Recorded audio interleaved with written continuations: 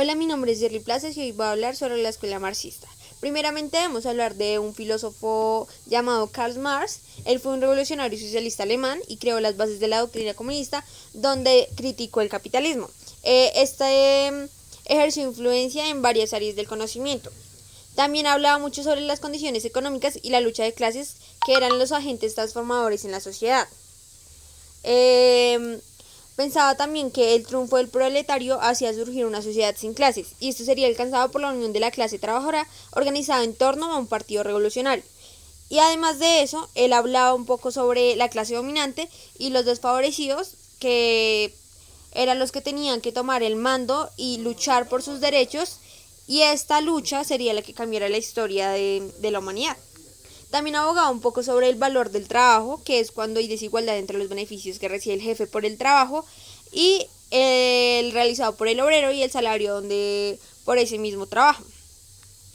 También trata diferentes conceptos de economía política marxista en el valor del trabajo y del salario recibido por el trabajador, que denotan una desigualdad. Él también influyó en la Revolución Rusa de 1917. Ahora bien, él hablaba un poco sobre la plusvalía, ¿no? Este también tiene diferentes nombres por donde se puede llamar.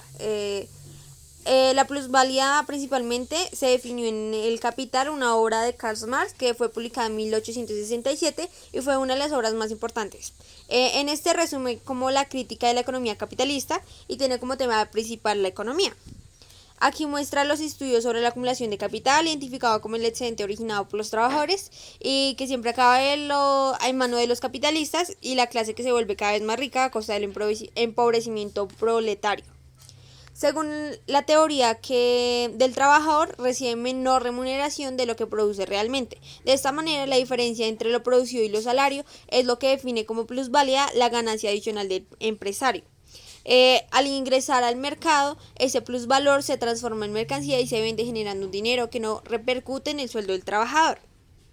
Un factor fundamental que Marx no tuvo en cuenta es que el mercado evalúa las cosas no solo por el tiempo de trabajo socialmente necesario por su obtención, sino que también es necesario para el interés que puede despertar los posibles adquirientes, ¿no?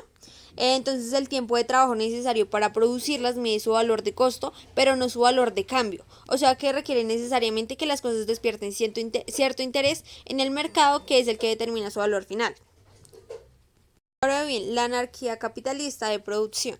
Eso fue una crisis de capitalista que se debía al subconsumo y a la falta de gasto de los trabajadores que no tenían suficiente para gastar, o como un desequilibrio de la anarquía producido por el capitalista, que implica que la producción en varios sectores puede no estar en línea con los demás y la producción apenas supera la demanda, o sea, la falta de rentabilidad de un sistema económico que depende del beneficio de los propietarios privados para que la inversión y la producción tengan un lugar.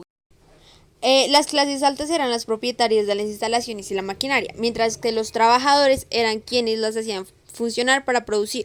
Sin embargo, quienes se enriquecían no eran los obreros con su trabajo y su esfuerzo, sino eran los empresarios. Ante esta situación, Karl Marx desarrolla su propia teoría, que es del marxismo.